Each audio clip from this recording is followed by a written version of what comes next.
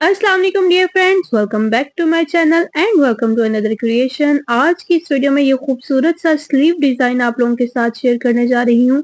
और इसके फ्रंट पे तो ये देखें, ये खूबसूरत सी जो है ना वो लेस मैंने बहुत ही आसान तरीके से आप लोग ये जो लेस है ना ये तैयार कर सकते हैं। अपने दामन पे यूज करें, अपनी स्लीव्स पे, या आप लोग नेक पे यूज करें। इसको डिफरेंट तरह से यूज कर सकते हैं। अब चलते हैं इसकी डिटेल की तरफ। तो ये पैटर्न मैंने ऑलरेडी ट्रेस किया हुआ है और इसको हम कार्बन पेपर की मदद से अपने जो है ना वो कपड़े पे ट्रेस करेंगे। और डिफरेंट कलर के ये 3 जो है ना वो एंकर के थ्रेड यूज करने जा रही हूँ।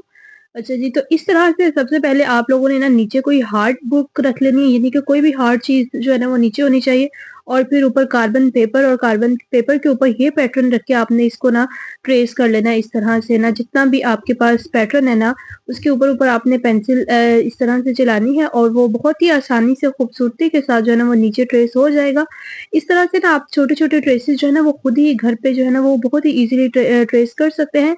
क्योंकि ये छोटे-से ट्रेस के लिए हम स्पेशल मार्केट में नहीं जा सकते, तो इस तरह से ना आप लोग बहुत ही आसानी से ये काम भी है ना जो है ना वो खुद घर पे कर सकती हैं।